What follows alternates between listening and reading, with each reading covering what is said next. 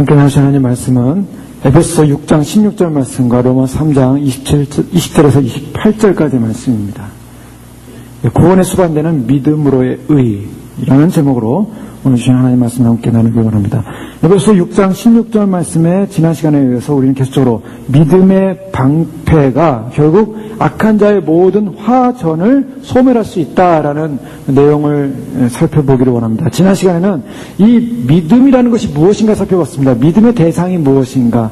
믿음의 대상은 바로 보이지 않는 것을 보는 것이라고 했는데 그 보이지 않는 것이 뭐냐는 거죠. 바로 그것은 바로 그리스도의 구원 사건이었습니다. 바로 믿음의 대상은 다른 것이 아니라 바로 그리스도다라는 데 초점을 두었습니다. 그런데 많은 사람들이 신앙생활하면서 믿음의 뿌리를 내리지 못함으로 말미암아 믿음이라는 이름을 갖고 있지만은 사실은 믿음이 없는 경우를 너무나 많이 볼 수 있었다고 그랬습니다. 예수님께서 특별히 누가복음 말씀을 통해서 바위에 뿌려진 씨앗을 말씀하시면서 바위에 씨앗이 뿌려졌지만 그것을 씨앗을 말씀을 듣고 처음에 굉장히 기뻐했다고 그랬습니다. 기뻐서 즐거워했는데 시간이 지나면서 뿌리를 내리지 못한 것입니다. 바위에 뿌려졌기 때문에 뿌리를 내리지 못해서 금방 시험이 오면서 결국 믿음을 잃어버린 사람들에 대해서 말씀하고 있습니다. 많은 사람들이 교회를 다니지만은 믿음이 있다고 생각합니다. 믿음이 있어서 교회 다녔다고 생각합니다. 그런데 그 믿음이 언제 결정나냐면 시험이 있을 때 결정된다는 것입니다. 환란이 있을 때 알 수 있다는 것입니다. 깊이 뿌리를 내린 그 믿음은 시험이 오고 환란이 와도 결국 무너지지 않는데 뿌리가 깊지 못하면 쓰러질 수밖에 없다는 것이죠. 근데 왜 사람들이 그런 깊이 뿌리를 내리지 못하는가? 그 이유는 여러 가지가 있겠지만 그 가운데 가장 결정적인 것은 자아입니다. 자아. 인간의 자아 중심이 하나님 앞에 복종하지 못했을 때 사람들은 시험에 넘어진다는 것입니다. 그래서 하나님이 직접 시험을 주시는 것이 아니라 하나님이 시험 주는 것이 아니라 우리가 시험을 받는다는 것이죠. 우리가 우리의 욕심에 의해서 시험을 받는다는 것입니다. 그래서 진정으로 믿음이 있다라고 할 때는 그 믿음이라고 하는 것은 분명한 신뢰, 즉 그 신뢰의 대상이 누구냐면 그리스도인데 그리스도에 대한 분명한 복종이 있어야 한다는 것입니다. 그리스도에 대한 완전한 복종이 있어야만이 그게 진정한 믿음이다. 그래서 말로만의 믿음을 안 된다라는 것입니다. 말로만의 믿음의 생활을 하다 보면 우리의 삶이 그리스도와의 관계성 속에 있지 않고 우리가 어떤 하나의 의무적 신앙생활을 할 수 있다는 것입니다. 교회 나오는 것도 의무입니다. 예배를 드리는 것도 의무입니다. 찬양하는 것도 의무입니다. 기도생활하는 것도 의무입니다. 다 의무로 하기 시작한다는 거예요. 자, 의무도 물론 필요합니다. 의무도 중요한 것입니다. 그러나 의무만 가지고는 안 된다는 거죠. 의무만 가지고 안 됩니다. 의무만 가지고 하는 걸 뭐라 합니까? 고용된 사람이라고 합니다. 고용된 사람은 어떻습니까? 어떤 일을 하기 위해서 어떤 주인하고 계약을 맺어서 내가 일을 한다 보십시오. 고용돼 보십시오. 그냥 그 시간 가서 하기 싫지만 하는 거예요. 가기 기뻐서 막 내가 그 일이 너무 즐거워가지고 막 달려가는 사람이면 좋겠는데 대부분은 어떻습니까? 일할 시간이 됐으니 가서 해야 되는 거예요. 그래서 그 시간을 해야만이 내가 페이를 받기 때문에 그 고용된 시간은 참 힘든 시간이에요. 그러나 일은 하긴 해요. 여러분 어떤 사람은요 평생 신앙생활 하는데 고용된 신앙생활 하는 사람이 있습니다. 그건 참된 믿음이 아니라는 것입니다. 참된 믿음은 뭡니까? 관계입니다. 관계. 네, 관계라는 건 뭐냐? 그리스도가 좋고 그리스도를 사랑하고 그리스도에 대한 마음이 있고 그리스도에 대한 열정이 있고 그리스도의 관계가 있기 때문에 누가 시키지 않아도 가서 하는 겁니다. 누가 시키지 않아도 예배드리는 거고 누가 시키지 않아도 찬양하는 거고 누가 시키지 않아도 주님을 기뻐하는 것입니다. 그게 믿음이라는 것입니다. 그러니까 내가 믿습니다 말로 믿는다라고 고백하는 것은 단지 인정하는 데서 끝나는 것이 아니라 인정 플러스 마음에 대한 사랑의 고백, 관계라는 것입니다. 주님께서 우리에게 그런 관계를 맺고 있는 사람에게 무엇을 주냐면 확신을 주시는 것입니다. 확신은 어디서 나오면 관계 속에서 나옵니다. 단지 이론으로 가지고는 확신이 안 돼요. 이론만 가지고는 이게 믿습니다라는 믿어지지가 않아요. 여러분 그렇지 않습니까? 우리가 주님을 안다고 하십시오. 주님을 안다는 것 가지고 내가 주님이 나의 생명의 주인이십니다라는 그런 믿음의 확신의 고백이 나오냐는 것이죠. 그렇게 안 나옵니다. 아는 것과 확신은 다릅니다. 예수님에 대해서 사람들이 아는 사람이 많죠. 교회에 대해서 아는 사람이 많죠. 그러나 그 예수님에 대해서 예수님이 나의 주인이십니다. 나의 구주십니다. 다시 오실 왕이십니다. 라는 그런 확신적 언어를 할 수 있는 것은 관계 속에서만 가능한 것입니다. 그분이 나에게 어떤 관계로 들어와 있는가? 생명의 관계, 의의 관계로 들어와 있어야 한다는 것입니다. 오늘은 두 번째 시간으로 그럼 믿음이라는 것이 관계 속에서 어떻게 더 깊어져야 되는가? 그럼 우리가 믿는 그 믿음이라는 대상이신 그리스도의 무엇을 믿는가냐는 거죠. 그리스도의 무엇을 믿고 어떤 관계 속에서 우리는 머물러야 하는가? 그것을 살펴보길 원합니다. 사도행전 16장 30절에 31절에 보면 사도 바울이 빌립보에서 이제 말씀을 전하다가 귀신을 쫓아낸 사건이 있지 않았습니까? 그것 때문에 감옥에 갇혀요. 그래서 감옥에 갇혀가지고 막 두들겨 맞고 어려움을 당합니다. 그리고 막 거의 기절한 상태에 있다가 나중에 깨어났어요. 깨어나가지고 바울과 신라가 깨어나서 뭐 했습니까? 하나님 어떻게 복음 전하다 이렇게 어려운 일을 당합니까? 원망하지 않았죠. 그들은 하나님께 감사하고 찬양하기 시작했습니다. 찬양하고 기도하고 찬양하기 시작하니까 어떤 역사가 일까? 지진이 일어났다 그랬어요. 지진이 일어나더니 옥문이 열렸습니다. 그리고 모든 죄수들, 그 안에 있는 죄수들이 모든 착고, 죄수들이 오늘 하면 수갑 같은 거겠죠. 그 착고들이 전부 다 풀어졌다라고 말하고 있죠. 그때 감옥을 지키는 간수가 깜짝 놀랐습니다. 왜냐하면 그 간수의 의무는 죄수들을 지키는 건데 죄수들이 그 모든 착고가 다 풀려가지고 다 도망간 줄 알고 문이 다 열려있으니까 도망간 줄 알고 자결하려고 했어요. 자살하려고 했어요. 그러니까 바울이 그것을 알고 자살하지 말라고, 이것은 하나님이 하신 일이다. 감옥의 간수가 너무 놀란 거예요. 그래가지고 바울한테 어떻게 하면 나도 이런 하나님을 만날 수 있고 구원을 얻을 수 있겠습니까? 이라는 질문을 하죠. 그래서 그런 과정 속에 이제 이 간수가 자기 집으로 데려가서 그 상처 입은 곳을 씻기고 그 다음에 이렇게 먹이고 대접을 하면서 그런 질문했을 때 내가 어떻게 해야 구원을 얻으리까? 이런 질문합니다. 가로되 유명한 말씀이죠. 주 예수를 믿으라. 그리하면 너와 네 집이 구원을 얻으리라. 아주 너무나 유명한 말씀입니다. 주 예수를 믿으라. 그러면 구원을 얻는다. 자, 우리에서 가장 중요한 명제가 무엇이냐면 우리의 신앙에서 가장 중요한 명제는 믿음입니다. 자, 믿음인데 누구를 믿냐는 거죠. 주 예수 그리스도를 믿는다는 것입니다. 주 예수 그리스도가 믿음의 대상입니다. 주 예수를 바라보고 주 예수를 믿고 바라보는 그것이 믿음이다. 그 지난 시간에 아브라함이 바로 무엇을 바라봤다고 했습니까? 그의 씨에서 날, 그의 자손에서 날 한 사람을 알아봤다 그랬죠. 그 한 사람이 누구였습니까? 바로 갈라디아서 3장 16절. 외우시다 그랬죠. 요한복음 3장 16절과 같은 구절입니다. 갈라디아서 3장 16절 말씀. 내 자손에게서 날 그분은 누군가? 그리스도라고 그랬습니다.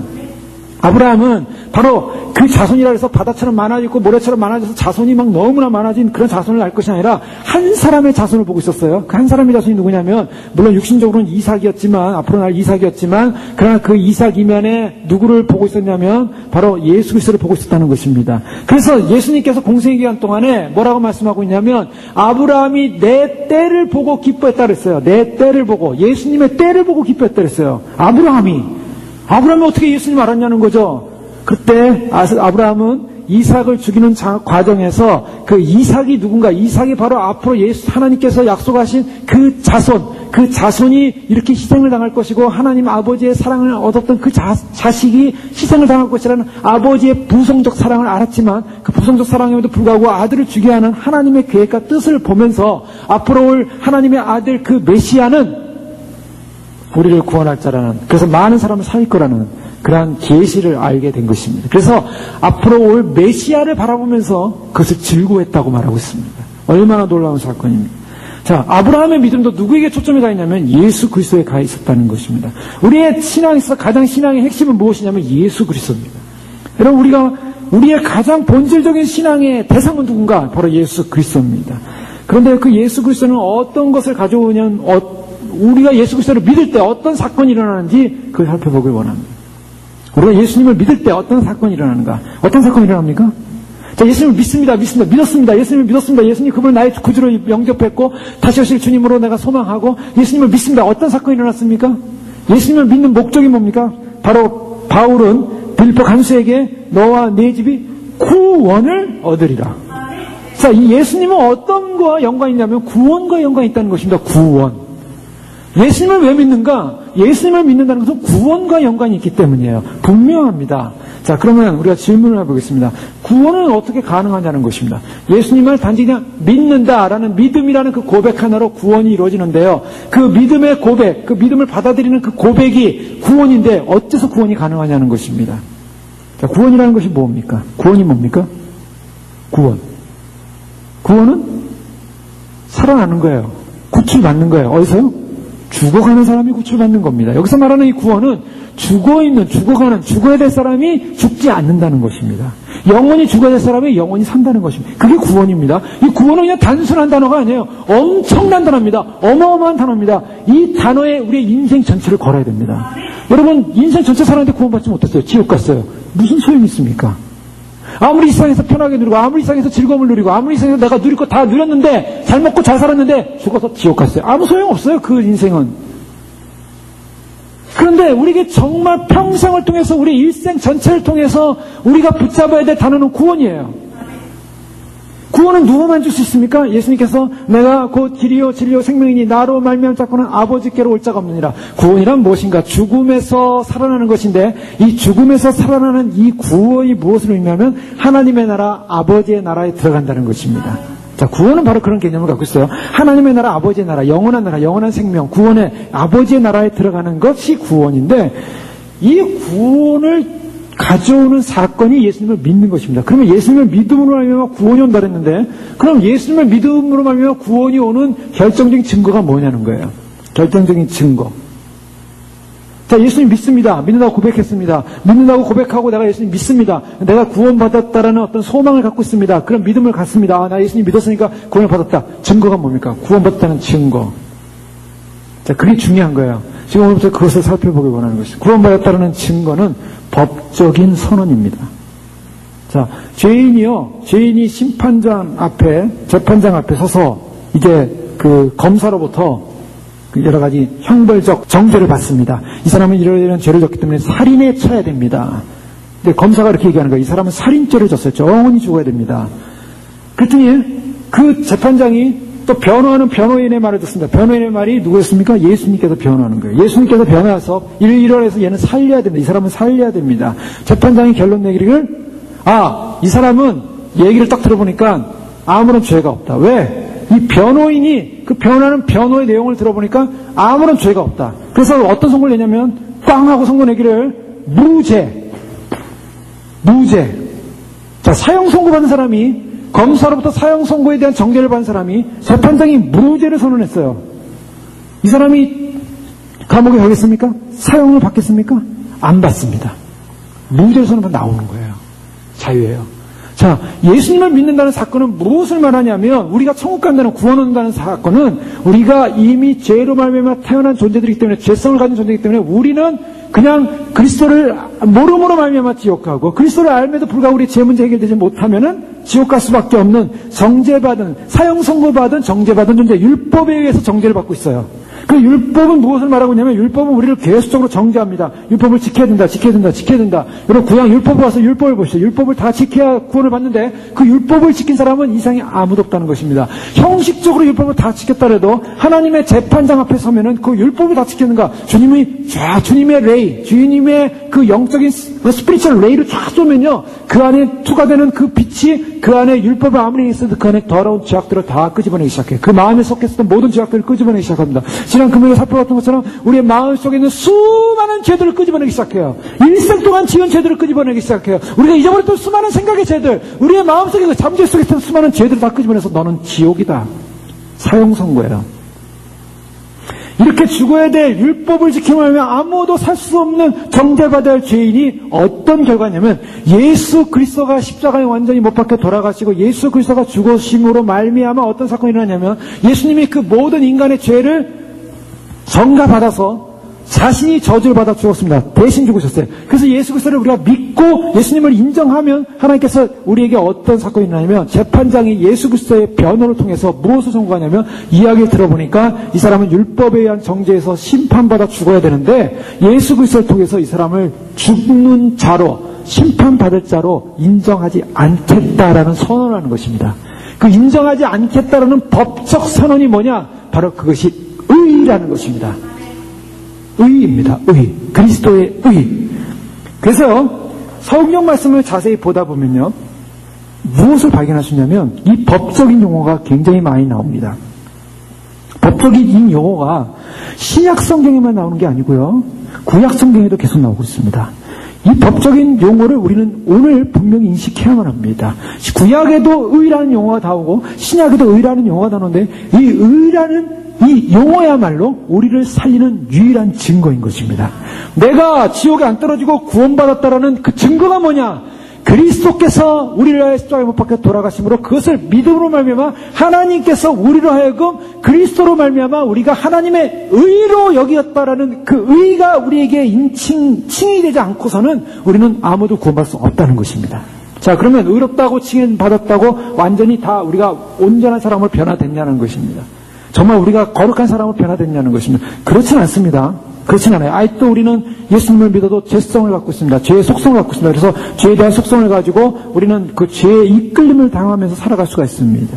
그래서 우리는 예수님 안에서 새로운 사람이 됐다면 그 새로운 사람으로서의 의로운 사람으로서 삶을 살아야 되는 것이 우리의 의무입니다. 그 새로운 삶을 살아가는 것 자체가 거룩의 삶이요. 새로운 삶을 살아가는 것이 그리스도를 닮는 삶이요. 새로운 삶을 살아가는 것이 그리스도 안에서 우리가 성화되어지는 그런 새로운 삶입니다. 그것은 시간이 걸리면서 우리가 주님 오실 때까지 이루어야 될 분명한 우리의 사명입니다. 그런데 그 전에 반드시 우리가 그리스도를 믿음으로 하면 어떤 사건이 벌어지냐면 그리스도께서 우리를 의로 여겼다, 의로 여기신다 라는 분명한 인침을 받아야 되는 것입니다. 자, 이 구원의 문제는 바로 의라는 이 문제와 필연적 관계고 우리가 의롭지 않으면은 우리가 의롭다는 이 문제가 해결되지 않으면 우리는 누구도 하나님 앞에 설 수 없다는 것입니다. 그리스도의 의는 어떤 것인가? 자, 그리스도께서 이미 십자가에 못 박혀 돌아가시고 다시 부활하신 말미암아 그 하나님의 영광을 얻고 우리에게 생명을 주는 길을 여셨습니다. 그분은 어떤 분이냐면 순결하신 분이고 흠이 없는 분이시고 비교할 수 없는 분이시고 절대적인 영광스러운 분이시고 완벽한 의를 가지신 분이십니다.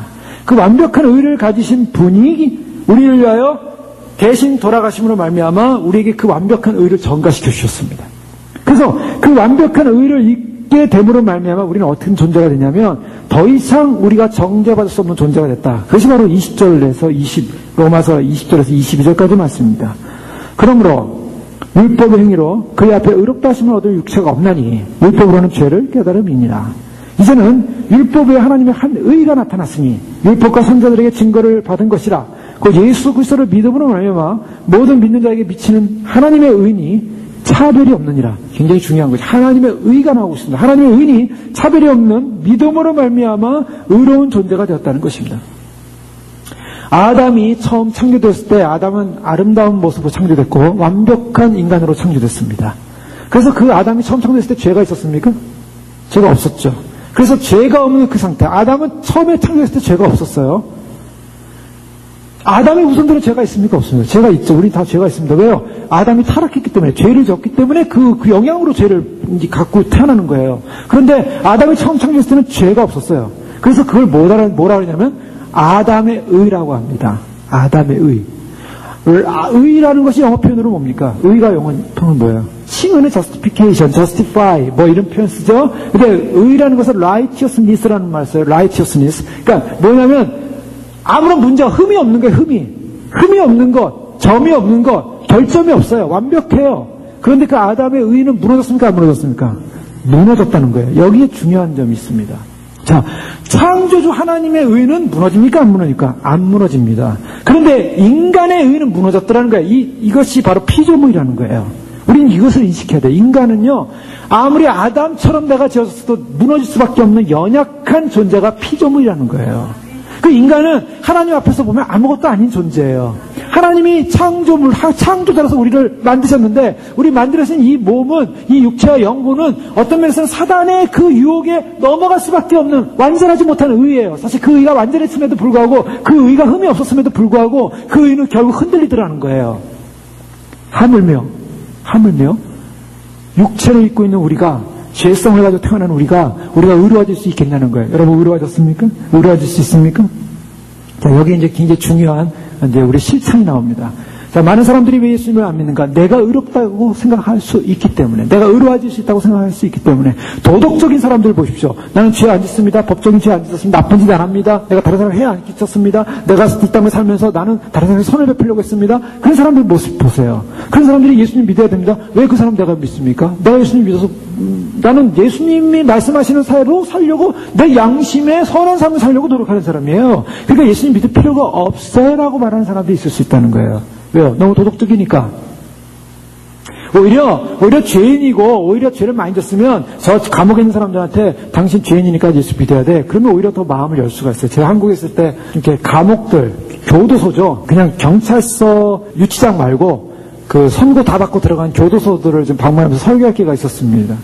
그 교도소에 있는 사람들, 가서 너무나 제가 설교할 때 감동을 받는 건요, 교도소에 있는 분들이 전부 다 흉악한 범죄자들 아닙니까? 거기는 뭐 범죄자들이 하여간 그 종류별로 다 있어요. 살인범부터 다 있어요. 넘버가 있는데요. 넘버가 뭘 말하냐면 그 사람의 죄명을 말해요. 그 죄명과 이제 넘버가 나오는데 한 번은 전주교도소인가요? 전주교도소를 갔어요. 갔는데 거기서 설교를 했는데 그냥 얼마나 아멘들을 잘하는지요.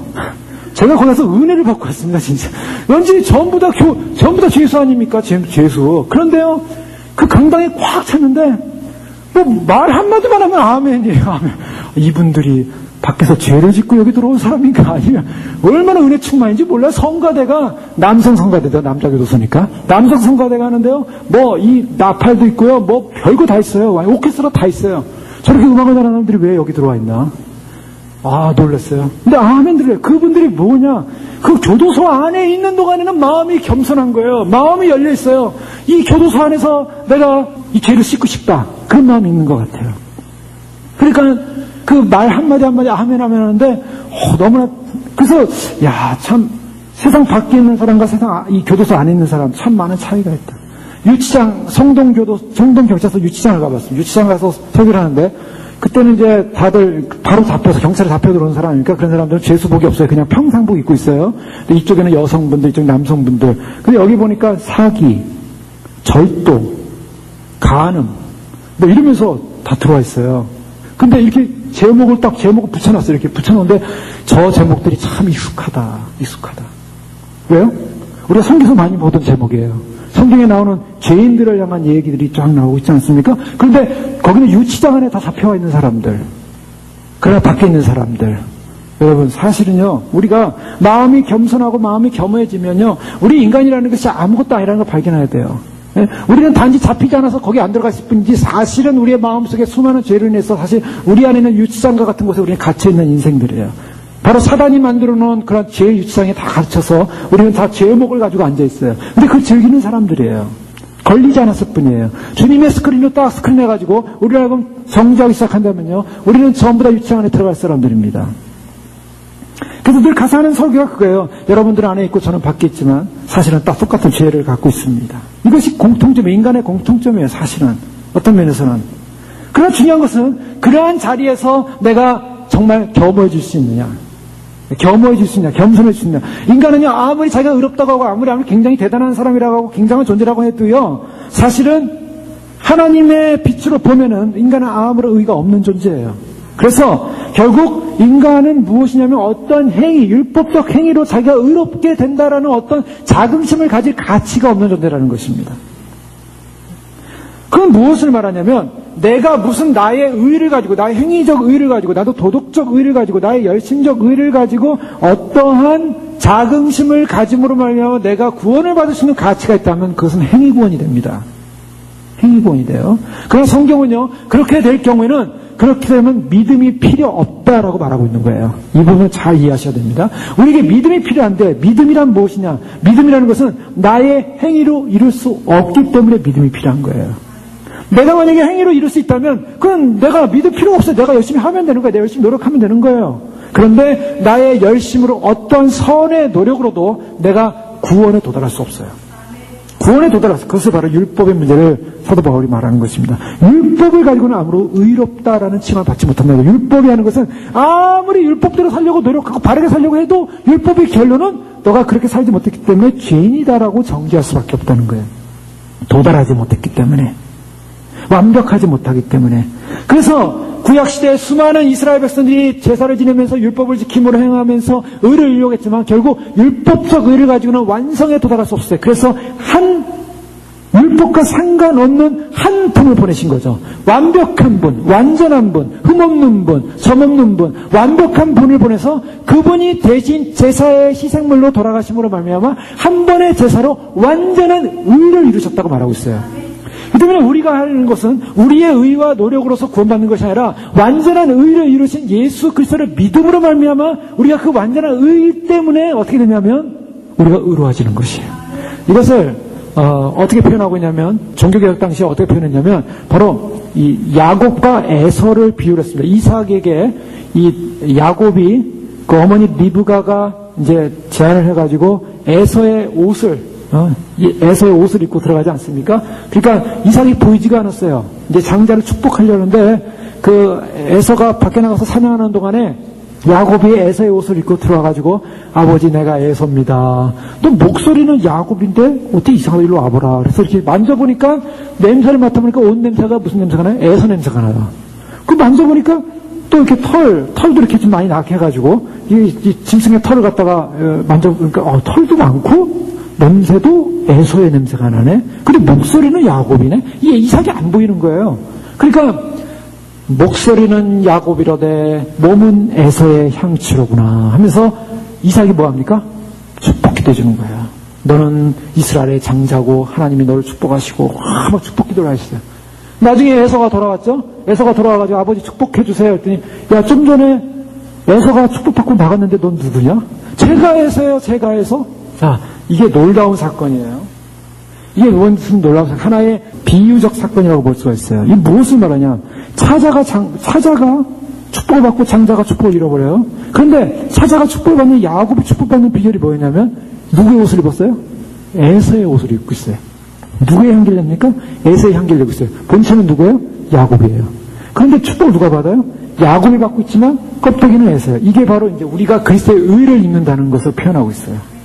약간 알레고리칼할 수도 있지만 알레고리라고 보기에는 성경의 의미를 담고 있습니다. 뭐냐면 우리가 예수 그리스도의 의로 옷을 입는 순간 우리는 더러운 몸 아닙니까? 야곱 아닙니까? 그런데 예수 그리스도의 의의 옷을 입고 하나님 앞에 나가니까 하나님이 볼 때 그리스도의 향취를 받는 거예요. 그리스도의 그 희생과 그리스도의 그 사랑과 그리스도의 용서의 냄새를 맡으시고 우리 안에 있는 더러운 야곱의 본성 있음에도 불구하고 우리를 의롭다고 칭해주시는 거야.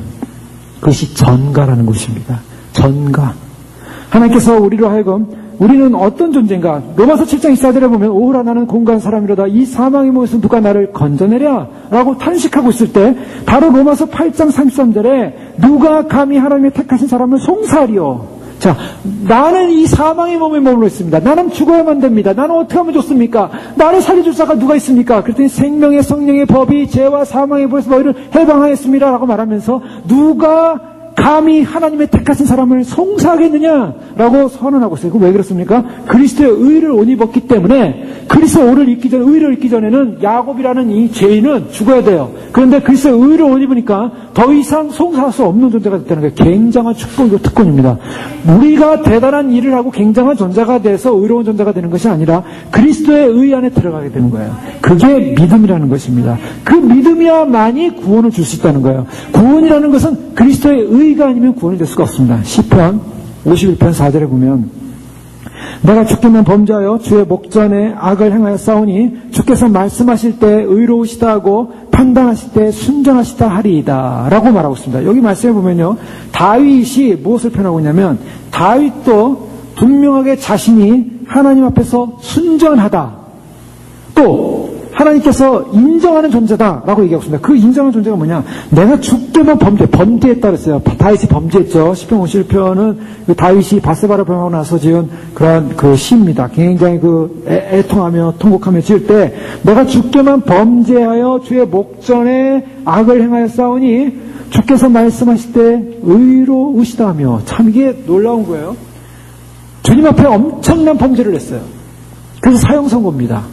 죽어야 돼요. 예? 율법에 의하면 다윗은 죽어야 됩니다. 그런데 죽어야 될 이 다윗이 하나님께서 그를 의롭다 하신다 그랬어요. 판단하실 때 순전하시다 하리라. 자, 이게 무슨 말입니까? 하나님이 내가 죽어야 될 죄임에도 불구하고 의롭다라는 의라는 선포를 해주시면 내가 산다는 거예요. 그 고백을 하고 있는 거예요. 하나님이 그런 분이라는 걸 인정하고 있는 거예요. 여러분, 이것이 굉장히 중요한 점 믿습니다. 우리의 믿음이 어디까지 하면 내가 죽어야 될 존재예요. 난 죽어야 될 존재예요. 죽어 마땅해요. 그런데 하나님이 나를 용서하신다면 나는 살 수 있습니다. 이런 고백으로 승리하시기를 주 여러분으로 축원합니다.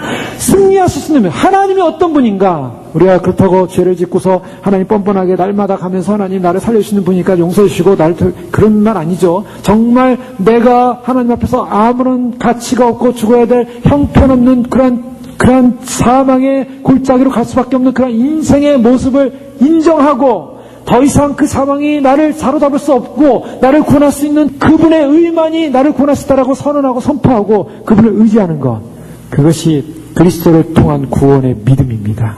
우리가 그런 믿음을 갖고 있는 거예요.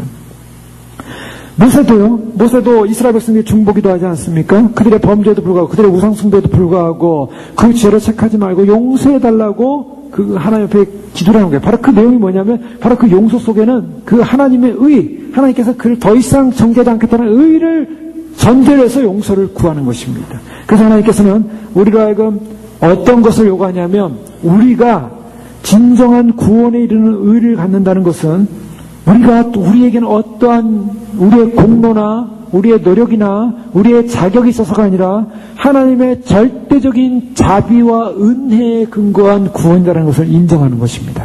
바로 그것이 굉장히 중요한데요. 갈라디아서 3장 18절에 보면 아브라함에 관해서 이렇게 말합니다. 만일 그 유업이 율법에서 난 것이면, 유업이라는 것은 뭐냐면 재산이죠. 이 상속입니다. 근데 그 상속을 아까 3장 16절 말씀드렸죠. 오직 하나를 가리켜 네자손이라 하였으니 곧 그리스도라. 그러면서 17절에 보면 내가 이것을 말하노니 하나님의 미리 정하신 언약을 430년 후에 생긴 율법이 없이 하지 못하여 그 약속을 헛되게 하지 못하리라. 아브라함이 의롭다는 칭함을 받았어요. 근데 의롭다는 칭함이 뭐 때문에 받았습니까? 율법을 지켜서 받았냐라는 거예요. 아브라함이 율법을 지켰습니까? 아니요. 율법은 언제 생기면 모세 때 생겼어요. 모세 때 시내산에서 율법 받지 않습니까? 애굽에 나와서 시내산에 이제 가나안 여정 속에 시내산에 하나님 불러서 40일 동안 올라가 있잖아요. 40일 동안 십계명 받고 율법 받았어요. 자, 모세 때 율법이 생겼어요. 그 전에 율법이 있었습니까? 없었습니다. 근데 아브라함은 모세보다 앞사람이에요, 뒷사람이에요? 모세, 아브라함, 어디? 모세 다음에 아브라함이 태어났습니까? 아브라함 다음에 모세가 태어났습니까? 아브라함 다음에 모세가 태어났습니다. 아브라함 다음에 모세가 언제 태어났습니까? 성경에 430년 후. 물론 430년이라 볼 수 있죠. 모세가 80세면은, 빼면은 뭐 한 50세 정도 될까요? 그렇게 되겠죠. 300년 모세 태어났지만, 모세가 율법 받을 때는 430년 후라는 거예요. 그러니까 아브라함은요, 모세가 율법을 받는 그 율법이 이 인간사에, 인간 이스라엘 백성의 율법이 주어지기 전 430년 전, 율법이 없었는데 의롭다함을 받았어요. 그게 뭘 말하고 있냐면, 율법이 없음에도 의롭다는 것은 그의 의롭다 하는 유업이 율법에서 나지 않았다는 거예요. 어디서 났다고요? 하나님이 약속으로 말미암아 아브라함에게 은혜로 주셨다. 갈라디아서 3장 18절에 아브라함이 믿음으로 말미암아 의로움을 얻습니다. 아브라함은 의로운 존재다. 칭함을 받아요. 그래서 믿음으로 말미암는 의의 시초는 아브라함이라고 볼 수 있는데, 이 아브라함의 믿음은 바로 그 독자 아들 이삭을 죽이라 했을 때 죽이기로 결심하고 죽이려고 하는 순간에 하나님이 그를 인정해 주는 거예요. 너의 믿음이 너를 의롭게 했다. 바로 그 믿음, 바로 그것은 죽은 자 가운데서 다시 살릴 수 있다는 믿음, 바로 예수 그리스도의 죽음과 부활을 믿는 그 믿음, 예수님을 믿는 그 믿음, 한 자손을 믿는 그 믿음이 의롭게 됐다라는 거예요. 이 믿음이라는 것은요, 믿음으로 의롭다는 것은 율법으로 되는 것이 아니라는 것을 반증하고 있는 것입니다. 모세 이후에 사람들은 율법을 지키려고 노력했지만, 그러나 그 율법으로는 의로워질 수 없는 것이고, 오직 믿음으로만이 의로워진다라는 분명한 약속을 주고 있다는 것입니다. 그러면 이 의롭다는, 우리가 믿음으로 의롭게 되는데요, 이 의롭다라는 것이 어느 정도의 파워, 능력을 갖고 있는가라는 것을 생각해 봐야 됩니다. 우리가 의로운데 이 의는 어떠한 능력을 갖고 있어요? 어느 정도의 힘을 가지고 있어요?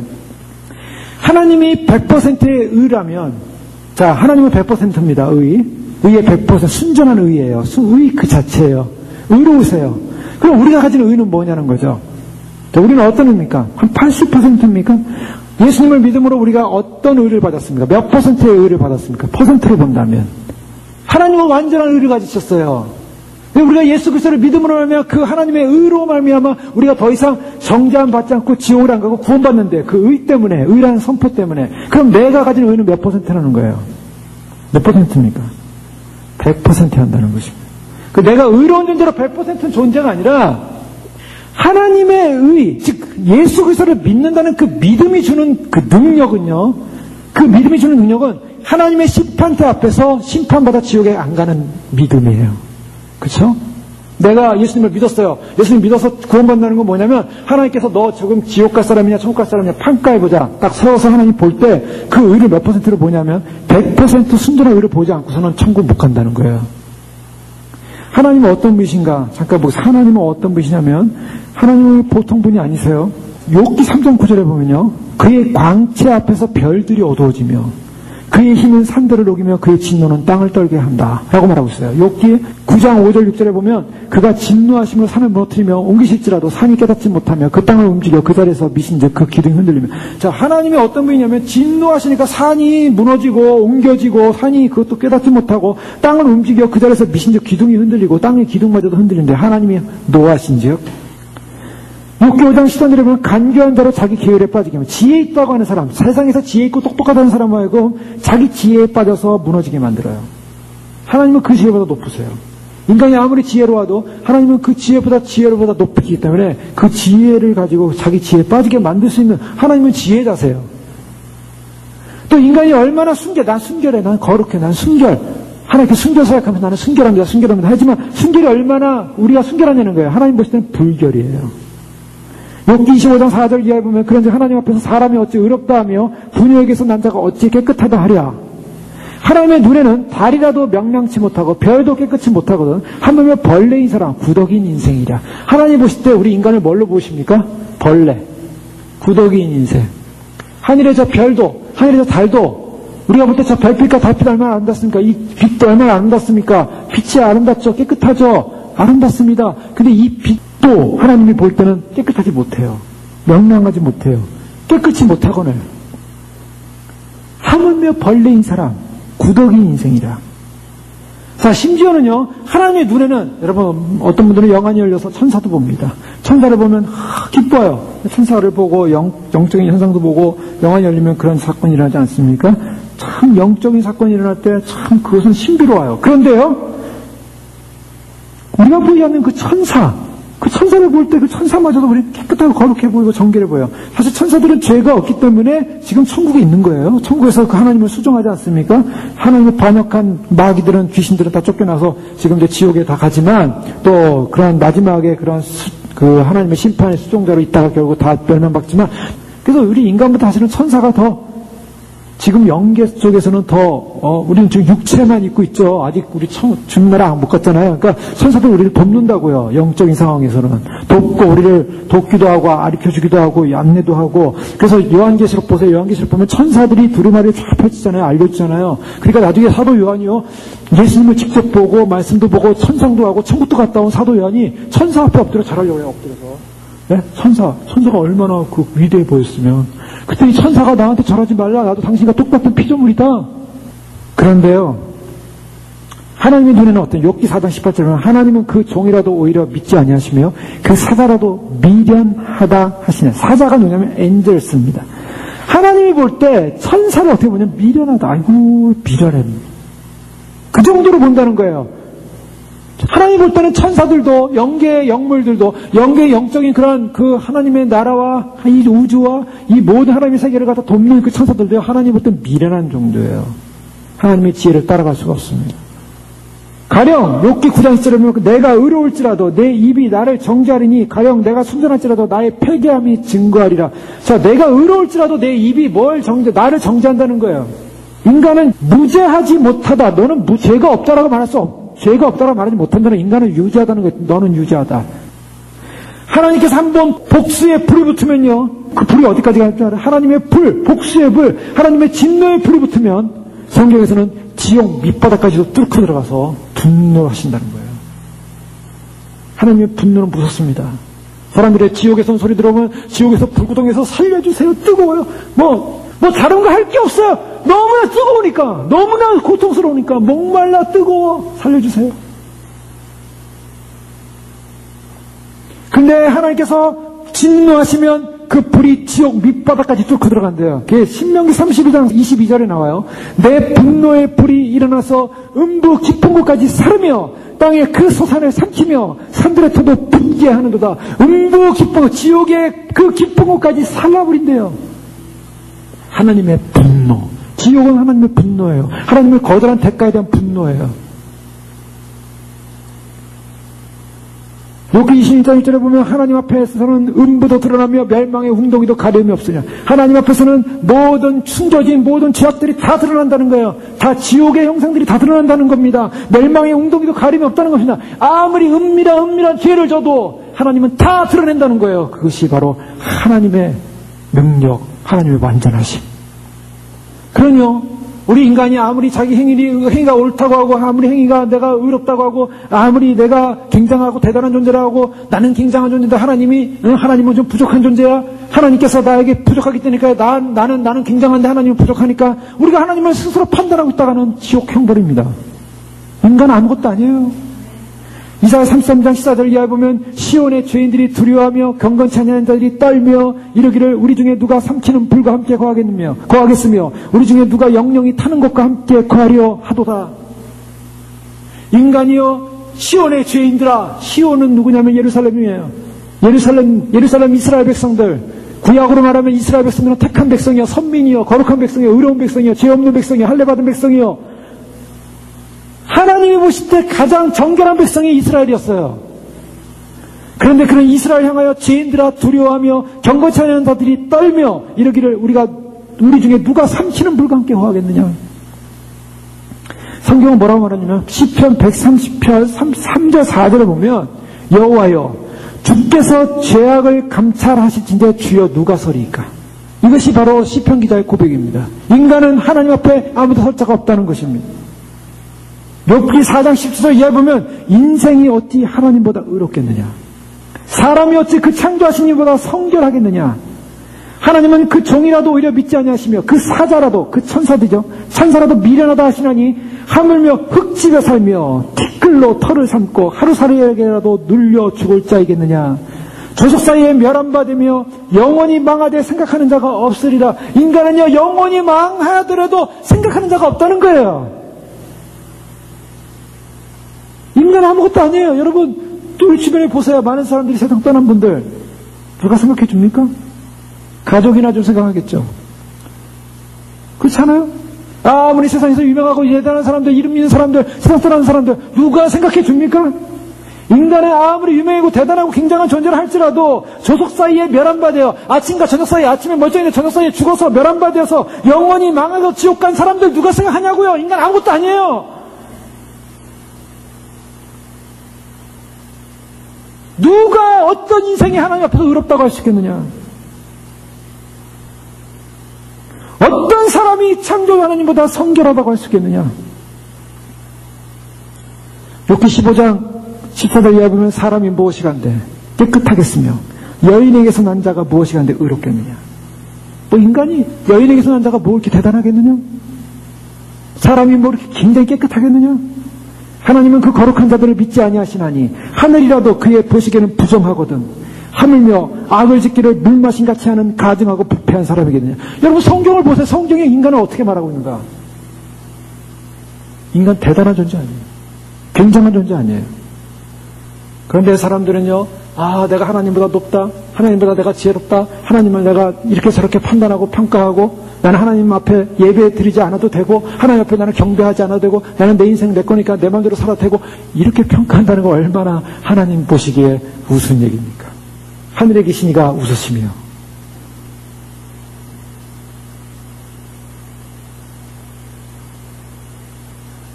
욥기에서는요, 율법을 지키는 것보다 더 높은 수준의 의를 말합니다. 아무리 인간이 율법을 다 지키는 사람이 된다 할지라도 초월하시는 하나님의 의 앞에서는 그 의는 아무것도 아닌 거예요. 자, 아무것도 아닌 인생. 결국 인간은 뭐냐? 인간은 자기 위선의 자랑, 그것을 즐거워하다가 결국 어느 날 주님 오시는 심판의 날, 아니면 개인적으로 주 앞에 서는 날 다 무너지는 것입니다. 다 붕괴되는 것입니다. 인생이 죄를 느끼면서도 잘난치 않은 위선과 우리 모든 사람이 하나님 앞에서 자기를 속이며 자기에게 아첨하는 그 위선은 다 무너지는 운명의 날이 온다는 것입니다.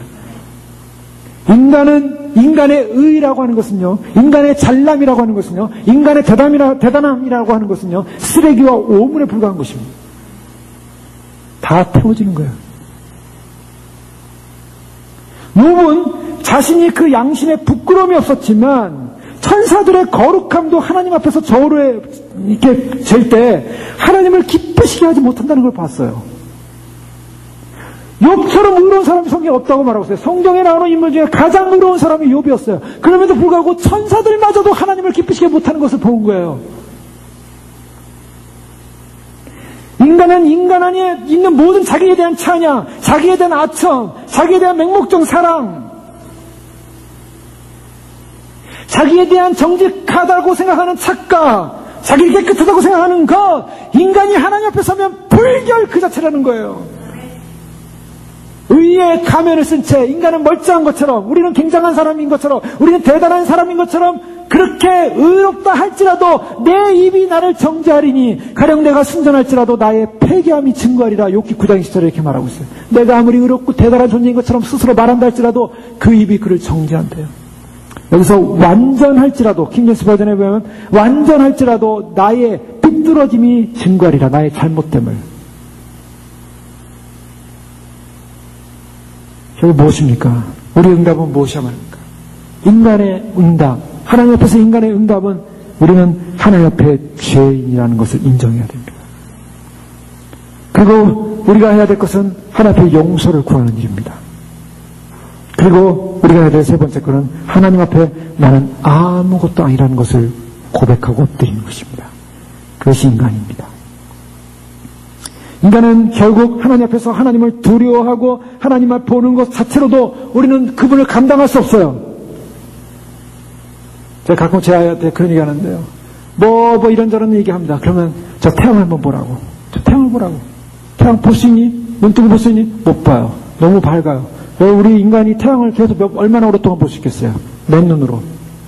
태양만 봐도 눈이 멀어버려요. 가까이서 보면 더 멀어버려요. 태양의 빛마저도 우리의 눈은 감당을 못하는 인간이에요. 그런데 거룩하신 하나님의 빛 앞에서 우리는 어떻게 감당할 수 있겠습니까? 존귀하신 하나님의 거룩한 의의 빛 앞에서. 그래서 예전에 어느 목사님께서 천국에 갔는데 그분은 얼마나 기도를 많이 한 분인지 1년 넘게 금식 기도한 분이에요. 1년 넘게. 어떻게 금식하냐면 이미 말씀 많이 소개해드렸지만 10일 금식하고 한 2, 3일, 4, 5일 쉬고 또 15일 금식하고 또 쉬시고 이런 식으로 해서 1년을 금식한 분이에요. 그러다가 금식하면서 영계에 들어가셨어요. 그래서 영계에 들어가서 막 영적인 그런 현상들, 영적인 사단들 막 싸우면서 용과 싸우면서 뭐 이러다가 진짜 주님이 몸을 이탈시켜가지고 천국까지 갔다 오신 분이에요. 천국에 갔는데요. 천사에 이끌려서 천국에 갔는데 그렇게 날마다 믿음으로 기도한, 금식하며 기도한 그 목사님이 천국에 갔는데요. 천국 그 금길, 황금길 대려반에 자기가 벌거벗고 있더래요. 창피해가지고, 여자 목사님이신데 감리요.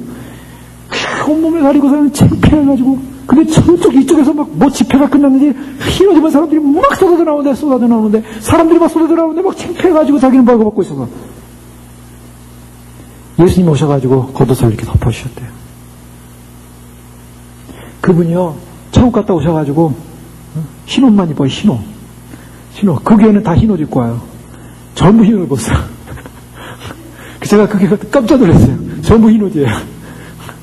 느낌이 그렇죠, 전부 흰 옷 입고 오면. 네? 그런데요, 옷만 흰 옷 입은 게 아니에요. 벽, 중간중간 벽인데 벽에다 전부 다 거울을 다 붙여놨어요. 벽은 전부 거울이에요. 옷은 다 흰 옷이고요. 앉아있으면 이렇게 뭐 다 보여요. 옆에 있는 사람들 거울로 다 붙여요. 번쩍번쩍해요. 교회가.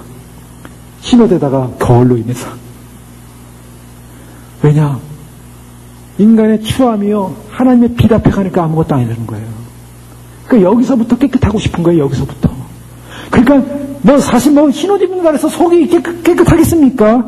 그러나 그 마음이에요. 마음의 중심. 내가 흰옷을 입듯이 깨끗하고 싶은 마음이에요. 마음의 중심에 깨끗하고 싶고 거울을 보면서 내 안에 추악함을 보는 거예요. 여러분 거울 보면서 늘 거울 보면서 기뻐하는 분도 있겠지만 어떤 분은 거울 보기 싫어요. 왜요?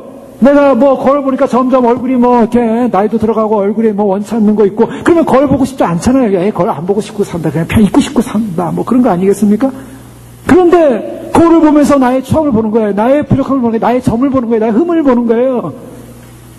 왜냐면 여기서 깨끗하지 않으면 그날에 가서 창피를 당하니까. 그걸 보고 왔어요. 보고 오니까 이 지상에서 어떻게 하든지 깨끗하게 살려고 하는 거예요. 성경에 보면 그런 비유가 나오지 않습니까? 예수님께서 누구를 더 의롭다고 했습니까? 바리새인과 세리의 비유를 우리는 잘 알고 있잖아요. 바리새인은 하나님 앞에서 스스로 옳다가면서 하나님 앞에 나는 의롭죠, 나는 잘났죠, 나는 똑똑하죠, 나는 대단하죠, 나는 저 사람보다 훌륭하죠, 이랬다가 완전히 망했고요. 세리는 어땠습니까? 세리는 나는 죄인입니다, 아무것도 아닙니다, 이러니까 하나님이 의롭다고, 예수님이 의롭다고 칭해줬어요. 인간의 실존이 어디 있어야 되냐면 나는 죄인입니다예요. 나 굉장히 나 잘났어요? 나 대단해요? 나 그래도 뭔가 의로운 게 있지 않습니까? 주님? 이게 아니라 하나님, 나는 주님 앞에서 죄인일 뿐입니다. 욥기 9장 2절에서 10절에 보면 내가 진실로 그 일이 그러한 줄을 알거니와 인생이 어찌 하나님 앞에서 의로우랴. 인간은 하나님 앞에서 의롭지 않다는 거예요. 사람이 하나님과 쟁쟁하려 할지라도 첫마디에 한마디도 대답하지 못하리라. 이 말을 욥은 경험했어요. 욥기서를 보십시오. 욥이요, 하나님께서 너 대장부처럼 허리를 묶고 내가 묻는 말에 대답을 해봐라고 하나님이 질문하기 시작했어요. 질문하기 시작할 때 욥이 대답을 할 수 있는 게 하나도 있었는가? 너는 바다에 길이 있는 줄 아느냐? 물었어요. 바다에 길이 있는 줄 어떻게 알아요? 욥이 안 들어가 봤는데. 네? 바다에 길이 있다는 걸 아느냐? 몰라요. 하나님께서 너 바다에 나오는 생물이 뭐 이름도 모르는 생물이죠. 생물이 어떻게 생존하는지 아느냐? 모르는 거죠. 네? 그러니까 인간의 지식이라는 거냐, 하나님이 묻는 질문 한마디에 한마디도 대답할 수 없어. 첫마디에 한마디도 대답하지 못하는 욥이 한 말이에요. 하나님은 마음이 지혜로우시며 힘이 강하시니 스스로 강팍히 하여 그를 거역하고 형통한 자가 누구이랴. 그가 진노하심으로 산을 무너뜨리며 옮기시더라 산이 깨닫지 못하며. 아까 말씀한 거 아닙니까? 홀로 하늘을 펴시며 바다 물결을 밟으시며 그가 해를 명하여 뜨지 못하게 하시며 별들을 봉하시며 북두성과 삼성과 묘성과 남방의 밀실을 만드셨으며 측량할 수 없는 큰 일을 셀 수 없는 기이한 일을 행하시냐. 저 우주 밖에 있는, 저 은하계 밖에 있는 저 별, 우리는 잘 몰라요. 근데 하나님은 모든 별들에게 이름을 다 지어놨어요. 모든 별들을 다 세신다 그랬어요. 우리는 별들을 셀 수가 없어요. 카운터스 컴퓨터 가셔야 돼요. 정확히 못 세요. 왜요? 그 이상의 별을 못 보기 때문에. 근데 하나님은 이 우주 안에 있는 모든 별들을 셀 뿐만 아니라 이름까지 다 지어놓으셨다고 얘기하고 있어요. 인간의 지혜가 하나님의 지혜를 따를 수 없다는 거. 그러니까 하나님께 질문할 필요가 없어요. 그냥 아멘입니다. 그냥 믿습니다입니다. 그러면 되는 거예요, 사실은요. 근데 인간은요, 너무나 또 질문이 많아요, 하나님께. 이것도 묻고 싶고 저것도 묻고 싶고. 근데 하나님이 질문하면 우리는 대답을 못해요. 바울은 어땠냐면요, 바울은 고린도서 4장 4절에 보면 내가 자책할 아무것도 깨닫지 못하나 스스로가 자책할 것이 완벽했어요. 바울도 바리새인 중에 바리새인이요 율법의 의로는 흠이 없는 자로다. 바울 굉장했던 사람이에요. 율법의 의로는 흠이 없다. 율법을 다 지켰대요. 나는 내가 자책할 아무것도 깨닫지 못한다. 스스로가 잘못한 게 하나도 없어요. 바울이 그러나 이를 인하여 의롭다함을 얻지 못하노라. 다만 나를 판단하실 이는 주시니라. 고린도서 4장 4절에 바울은 자기가 굉장한 자책할 것이 없다고 표현하면서 의롭지 못하다고 스스로 고백합니다. 이것이 인간입니다. 훌륭한 믿음의 사도들도, 믿음의 사람들도, 율법을 지킨 사람도, 철저하게 말씀을 따라 사는 사람도 나는 의롭지 않다라고 고백하고 있어요. 그러면 무엇입니까? 이렇게 절망적인 인간, 이 절망적인 인간이 갖는 희망이 있습니까? 우리에게 희망이 있습니까? 희망이 있다는 거예요. 근데 그 희망은 무슨 희망인지 아세요? 유일한 희망이에요. 유일한 희망. 따라해 봅시다. 유일한 희망.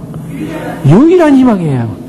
자, 유일한 희망이라는 것은 뭘 표현합니까? 다른 희망이 없다라는 것입니다.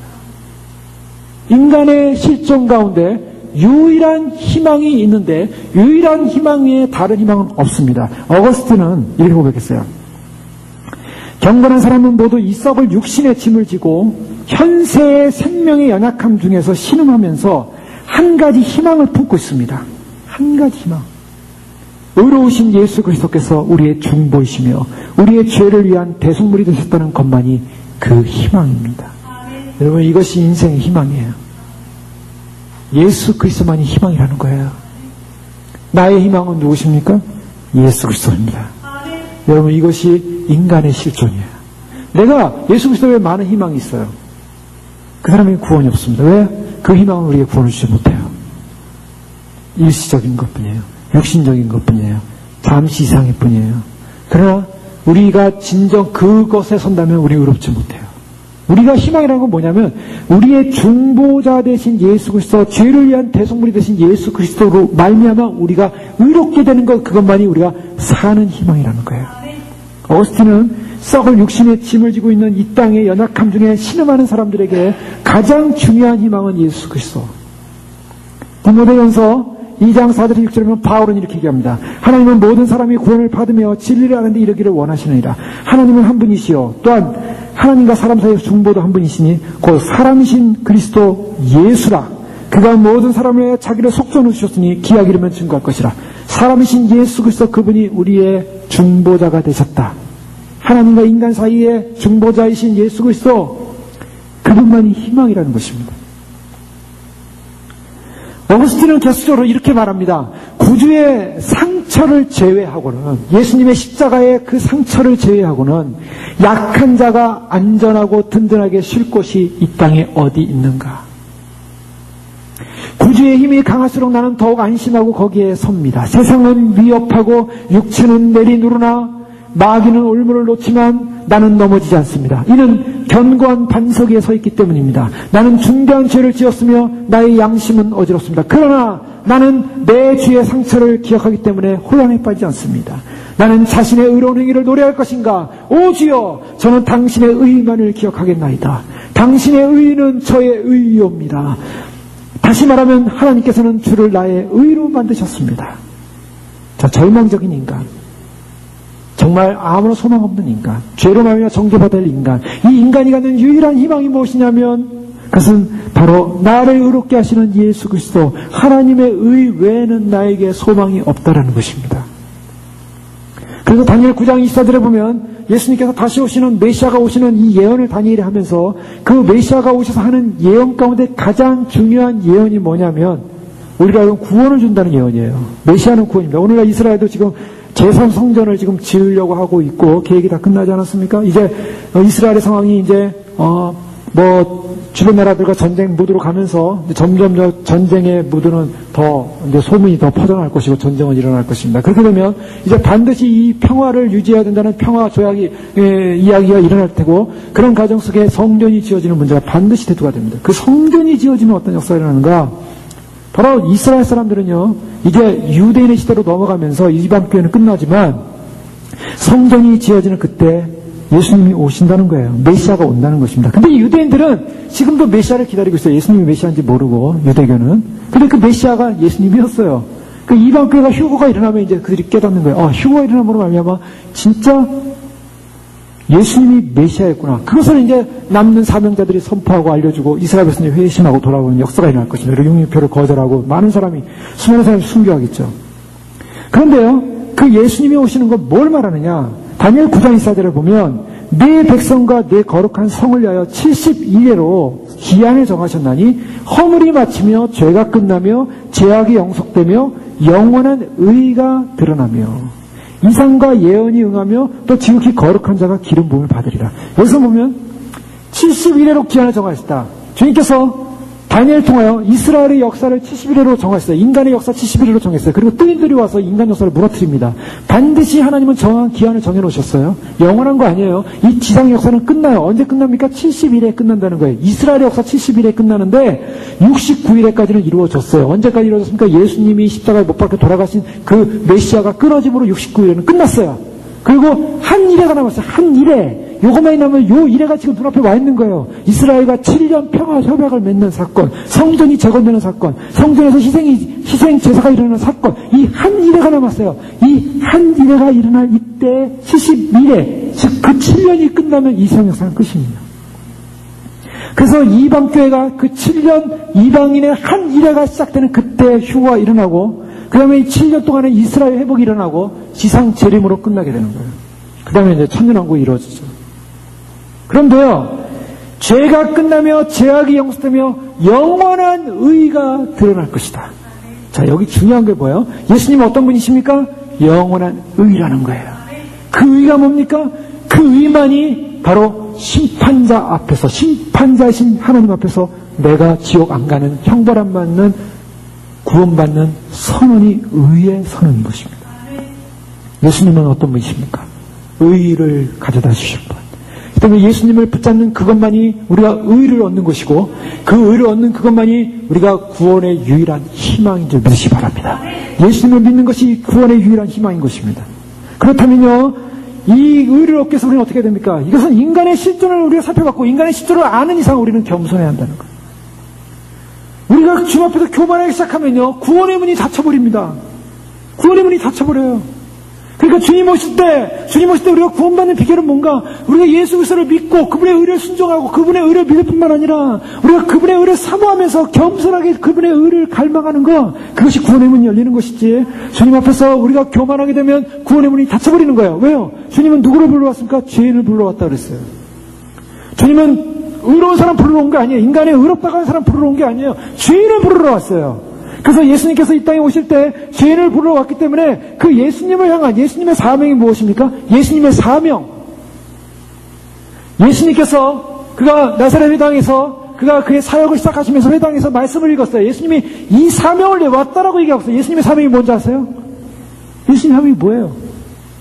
이사야 61장 1절 이하의 말씀을 읽습니다. 주 여호와의 신이 내게 임하셨으니 이는 여호와께서 내게 기름을 부으사 가난한 자에게 아름다운 소식을 전하게 하려 하심이라. 나를 보내사 마음이 상한 자를 고치며 포로된 자에게 자유를, 갇힌 자에게 노임을 전파하며 여호와의 은혜의 해와 우리 하나님의 신원의 날을 전파하여 모든 슬픈 자를 위로하되 무릇 시온에서 슬퍼하는 자에게 화관을 주어 그 죄를 대신하며 희락의 기름으로 그 슬픔을 대신하며 찬송의 옷으로 그 근심을 대신하시고 그들로 의의 나무 곧 여호와의 심으신 바 그의 영광을 나타냈더라 일컬음을 얻게 하려 하십니다. 의의 나무 여호와의 심으신 바 영광을 나타낼 자. 자, 예수님은 무엇을 한다고요? 슬퍼하는 자에게 화관을 주신대요. 죄를 대신하여. 죄는 뭡니까? 이 뭘 태우고 난 나머지 까만 죄 아니에요? 그 죄를 뒤집어 썼어요. 슬퍼할 때는 애통이다, 회개한다 하면서 죄를 뒤집어 썼는데 그 죄를 대신하여 희락의 기름을 부으신대요. 슬픔을 대신하여 찬송의 옷을 주신대요. 자, 슬퍼하는 사람에게 찬송의 옷을 줘서 슬픔 가운데 찬양하게 돼 있어요. 근심을 대신하고 슬픔을 대신하고 그래서 슬퍼하는 자에게 화관을 주고 죄를 대신하여 희락을 주고 슬픈 자를 위로하고 하나님의 신원의 날을 전파하고 하나님의 신원의 날 심판의 날입니다. 하나님께서 보복하는 날, 신원이라는 것은 보복한다는 거예요. 하나님께서 그동안 믿음 생활하고 눈물 흘리고 아픔 생활하고 고통을 받고 외로움 당하고 몰이에 당하고 사람들에서 비난당하고 한 모든 것들, 그리스도를 믿는 것 때문에 오는 박해들, 그런 모든 사람들이 신원하는 날 1차적으로 예수 그리스도의 초림 사건도 이루어졌어요. 그래서 병자들이 고침받기 시작했고, 그 다음에 눌린 자들, 그 다음에 죄인들, 그래서 사람들에게 멸시받던 사람들이 다 예수님께로 와서 다 구원받기 시작했어요. 세리들, 멸시받던 세리들 예수님 만남으로 구원받기 시작했어요. 그런데 그것이 언제 이루어집니까? 주님 오시는 날, 은혜의 해, 희락의 해, 그리고 희년의 해, 이제 다시 예수님께서 이 땅 가운데 심판의 주로 이제 믿는 교회를 향하여 재림의 주로 다시 오실 때 우리에게 슬퍼하는 자에게 화관이 씌워질 것이고, 그리고 죄를 대신하여 희락의 기름이 부어질 것이고, 슬픔을 대신하여 찬송의 옷을 입혀질 것이고, 주님께서 바로 이러한 사람들, 그럼 어떤 사람들이 구원받습니까? 어떤 사람들이, 내가 의로운 사람들이 구원받습니까? 성경은요, 내가 의롭다는 사람을 구원해 주지 않아요. 성경은 내가 의롭다는 사람 구원해 주지 않습니다. 절대로. 하나님 앞에 애통할 수 있는 사람, 하나님 앞에 슬퍼할 수 있는 사람, 하나님 앞에서 은혜의 날을 소망하는 사람, 내가 이 땅을 살면서 마음이 상한 사람, 그래서 주님을 의지하는 사람. 마태복음 9장 13절에 너희는 가서 내가 긍휼을 원하고 제사를 원치 아니하노라 하신 뜻이 무엇인지 배우라. 내가 의인을 부르러 온 것이 아니라 죄인을 부르러 왔노라. 예수님의 사역은 바로 이 죄인을 부르러 온 것이에요. 그래서 이사야 66장 2절에 보면 나 여호와가 말하노라. 나의 신이 이 모든 것을 지어서 다 이루었느니라. 무릇 마음이 가난하고 심령에 통회하며 나의 말을 인하여 떠는 자, 그 사람은 내가 권고하려니와. 나의 말을 인하여 떠는 자. 여러분, 하나님 말씀 앞에 떨고 계십니까? 하나님의 그 구원의 진리 앞에 감동하고 계십니까? 여러분, 우리가 마음이 떨리고 주님을 사모하고 주님을 갈망하고 심령이 통회하고 마음이 가난한 사람, 그런 통회한 사람, 바로 그런 사람들을 주님께서 구원하시겠다고 약속하고 있습니다. 내가 하나님 앞에 너무 마음이 배불러요. 하나님 앞에서 나는 통회함도 없어요. 하나님 앞에서 나는 너무 의로워요. 하나님 앞에서 나는 대단해요. 내가 그동안 해온 걸 보면 주님, 나는 대단한 사람 아니겠습니까? 주님께서 나를 당연히 구원하셔야죠. 주님은 사랑의 하나님인데 나 같은 사람 당연히 구원하셔야죠. 그겁니까? 아니면 주여 긍휼을 베푸소서, 나는 죄인일 뿐입니다. 주님의 은혜가 필요합니다. 주님의 도우심이 필요합니다. 여러분, 교만과 자기만족은 주님께 나가는 절대적인 죄입니다. 절대적인 방해물이에요. 그래서 우리가 주님을 믿는다는 것은 자기 의를 빼버리는 것입니다. 자기 의를 빼버리는 것이 그리스도를 믿는 거예요. 자기 의가 빠지고 그리스도를 믿는 것이 하나님의 의로 인한 구원을 얻는 것입니다. 내가 내 의를 자랑하면 큰 죄를 지는데 어떤 죄입니까? 하나님의 영광을 빼앗는 것이에요. 우리가 하나님 앞에 섰을 때 아까 질문했습니다. 하나님 앞에 섰을 때 우리 몇 %겠는가? 하나님 앞에 섰을 때 그리스도의 의라는 것이 하나님 앞에 섰을 때 더 이상 이 사람을 정죄해서 지옥에 들어갈 수 없는 완벽한 의로서 그리스도의 의는 우리에게 주어진다는 것입니다. 얼마나 놀라운 축복인지 모릅니다. 그렇기 때문에 그리스도의 의가 내 안에서 완벽해지기 위해서는 나의 의가 완전히 빠져야 한다는 것이에요. 나의 의가 완전히 없어져야 내 안에 그리스도의 의가 완전해지는 것입니다. 그래서 사도 바울은 내가 죽고 내 안에 그리스도께서 사신 것이라고 얘기했어요. 내가 죽어야 내 안에 그리스도가 사십니다. 내가 죽지 않으면 그리스도는 살 수 없어요. 주님을 맞이해야 구원받아야 할 백성. 주님 오시는 날 휴거로 소망하면서 그날을 소망하면서 믿음을 나가는 백성들, 정말 주님을 만나기 원하는 백성들 무엇입니까? 나의 의로 구원받습니까? 오늘 많은 사람들이 또 주님 오심을 준비하면서 많은 여러 가지 준비를 하고 있지 않습니까? 성화를 위해서 뭐 금식하는 분도 있고 음식도 가려먹는 드시는 분도 있고 뭐 여러 가지 자기 나름대로 그 주님을 맞이해서 성결하게 살려고 거룩하게 살려고 노력하시는 분들이 많이 있어요. 저는 그 나쁘게 보지 않습니다. 참 박수 쳐주고 싶고 정말 위에서 더 기도가 나와요. 왜요? 주님 앞에 성결한 삶을 살기 위해서. 그러나 그것만으로는 우리의 구원이 아니죠. 우리는 어떻습니까? 우리는 철저하게 우리의 의를 빼고 오히려 그것이 내가 주님을 맞이하기 위한 의가 된다면 그것은 오히려 주님을 못 맞이하는 방해물이 될 것입니다. 그래서 어떤 분들은 우리가 기도를 하루에 뭐 3시간 이상씩 하니까 우리 교회는 그 3시간씩 이상 하니까 기름 준비 많이 하는 교회야. 이렇게 생각하는 분들도 있대요. 물론 좋습니다. 그것도 뭐 안 하는 것보다 훨씬 낫죠. 그러나 그 3시간 이상 한 것이 우리가 주님을 맞이하는 신부로서의 근거가 된다라는 의가 생기는 순간 모순이 일어나는 거예요. 모순. 그게 의가 돼서는 안 돼요. 그냥 3시간 이상 하면 주님 부족합니다. 더 해야죠. 이렇게 나와야 되지 않겠습니까? 우리는 저기 있는 사람들보다 3시간 이상 더 기도하니까 우리는 의로와 바리새인족이죠. 그렇죠? 왜 비교를 하고 있습니까? 왜 거기에 만족을 하고 있습니까? 만족함 없어요, 우리에게는. 내가 3시간을 기도하면 하나님, 내가 10시간 기도해야 되는데 부족합니다. 용서해 주십시오. 10시간 기도하면 하나님 24시간 기도해야 되는데 부족합니다. 용서해 주십시오. 이것이 기도하는 자의 태도입니다. 이것이 주님 앞에서 주님의 날을 기다리는 백성들의 마음의 준비의 태도여야 되는 거죠. 그것이 나쁘다는 거 하는 건 아니에요. 그러나 잘못하면 내 의가 생기기 시작하는 그 순간에 우리는 위험해요. 내 행위적 의가 앞서기 시작하면 그때는 위험하다는 거예요. 그래서 그때는 항상 어떻게 됩니까? 내 행위적 열심과 헌신과 수고와 노력을 하지만 그 행위적 열심과 수고가 나의 의가 아니라 오직 주님을 바라보고 주님을 사모하고 주님을 배우고 주님을 따라가기 위한 그런 마음의 중심으로 드려져야 될 제사야만 할 줄로 믿습니다. 마음의 중심으로 들어야 하는 그러한 예배야만 하는 줄 믿습니다. 그 때문에 거기 자랑이 있을 수 없어요. 거기 사랑이 있을 수 없어. 주님이 우리에게 원하시는 것은 뭡니까? 하나님을 아는 것, 주님을 배우는 것. 그래서 우리의 의가 빠져야만이 주님께 영광을 돌리는 것입니다. 이사야 45장 24절에 보면 어떤 자의 내게 대한 말에 의와 힘은 여호와께만 있나니 사람들은 그에게로 나아갈 것이라. 우리는 주님께로만 나아가서 나의 힘, 나의 의는 없습니다. 나의 의는 빼버립니다. 의는 여호와께만 있습니다.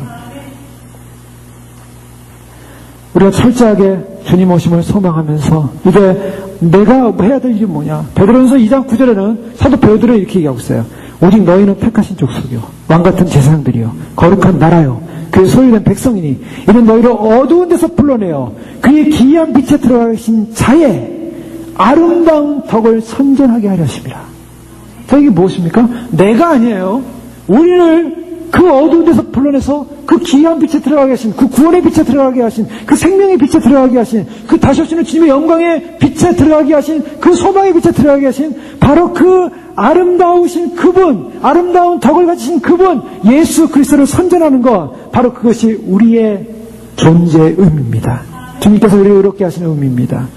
그래서 우리는 우리의 의를 빼고 오직 율법에 의한 우리의 자랑에 의한 어떤 공로도 아닌 예수 그리스도 바로 그분의 의만을 전하고 그분의 의만을 증거하고 시편 71편 15절에 내가 측량할 수 없는 주의 의와 구원을 내 입으로 종일 전하리이다. 내가 종일 주의 의를 전하리이다. 여러분 믿음은 무엇입니까? 그리스도의 의인 것입니다.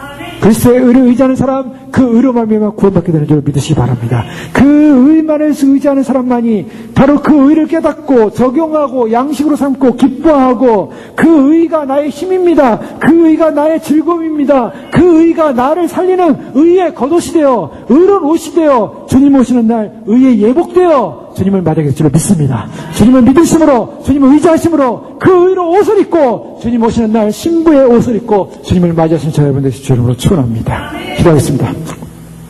이 시간 기도할 때 그렇습니다. 주님이 우리에게 요청하시는 것은 그리스도의 의의 옷을 입는 믿음입니다. 그리스도에 대한 믿음 외에는 우리에게 구원이 없습니다. 다시 오시는 주님, 영광의 주님 소망합니다. 사랑합니다. 기다립니다. 어떠한 우리의 의도 없습니다.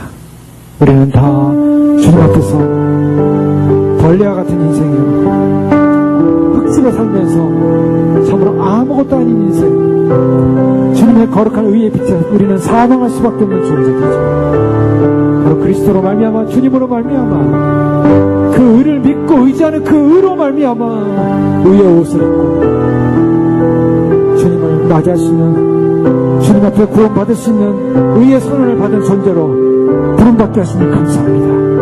주님, 그 의를 놓치지 않게 하여 주시옵소서. 그 믿음 놓치지 않게 하여 주시옵소서.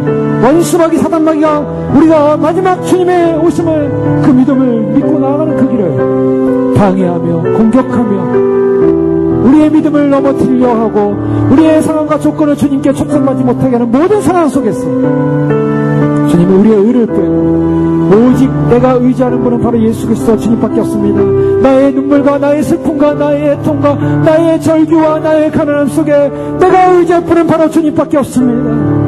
주님의 완전한 의만이 주님의 하나님의 심판대 앞에서 내가 결코 정죄받지 않으며 구원받을 영원한 의가 되기에 주님을 의지합니다. 주님을 바라봅니다. 주님의 의로 축복하여 주시고 주님의 의로 덮어주시고 주님의 의로 구원을 하여 주시고 주님의 의로 주님을 맞이하게 축복하여 주시옵소서. 주여부터 기도하겠습니다. 주여, 주여, 주여. 할렐루야. 아버지 하나님 믿습니다. 감사합니다. 아버지 하나님 참으로 주님을 향하여 주님을 의지하며 아버지 하나님 믿음으로 주님을 향하여 달려가며 아버지 하나님 우리가 이 땅에 아버지 우리 자신의 의가 아닌 주님의 다시 주님을 향한 거룩한 의와 믿음으로 주 앞에 서기 원하며 아버지 하나님 주 앞에 믿음으로 서며 주의 의 가운데 아버지 하나님 우리 가운데 들어지기를 소원하오니 주여 축복하여 주시옵소서. 아버지 하나님 참으로 주님께서 우리를 부르셔서 아버지 하나님 참으로 주님 이 땅 가운데서 우리의 어떤 사랑도 우리의 명예도 우리의 어떤 것도 없음을 고백합니다. 주님의 의만이 우리를 구원할 수 있습니다. 주님의 의만이 우리를 인도할 수 있습니다. 주님의 의만이 우리를 의롭게 할 수 있습니다. 주님의 의만이 우리를 정죄하지 않습니다. 주님의 의만이 우리의 사망에서 죽음에서 우리를 구원할 수 있습니다. 예수 그리스도의 의, 주님의 의, 주님의 완전한 의를 믿고 주님의 의를 선포하며 우리는 정죄보다 죽을 받 존재였지만 아버지 하나님 참으로 주님의 의를 입어서 아버지 하나님 주님의 의를 입고 그 의의 고소를 입고 우리는 아버지 하나님 주님을 맞이하는 신부의 의로서 아버지 주님 앞에 설 줄을 믿습니다. 아버지 하나님 참으로 저희를 이끌어 주시옵소서. 믿음의 의를 입고 주님을 바라보고 있사오니 아버지 하나님 놓치지 않게 하여 주시옵소서. 빼앗기지 않게 하여 주시옵소서. 구원의 옷을 입으며 의의 고수를 입으며 신랑의 상을 쓰며 신부가 자기 몸으로 담대한 같이 아버지 하나님 의의 옷을 입고 주님을 맞이할 수 있도록 축복하여 주시옵소서. 주님을 신뢰합니다. 예수 그리스도만이 우리의 유일한 희망입니다. 예수 그리스도만이 우리의 유일한 희망입니다. 예수 그리스도만이 우리의 유일한 희망입니다. 예수님의 의만이 우리의 유일한 희망입니다. 예수님만이 그 십자가의 상처만이 예수님만이 의만이 우리를 구원할 수 있습니다. 주님의 의만을 의지합니다. 주여 우리의 의는 없습니다. 우리는 아무것도 아닌 것을 고백합니다. 하나님 앞에서 인간은 아무것도 아니요 하나님 인간 앞에서 어떤 것도 할 수 없으며 아버지는 천만의 질문 앞에서도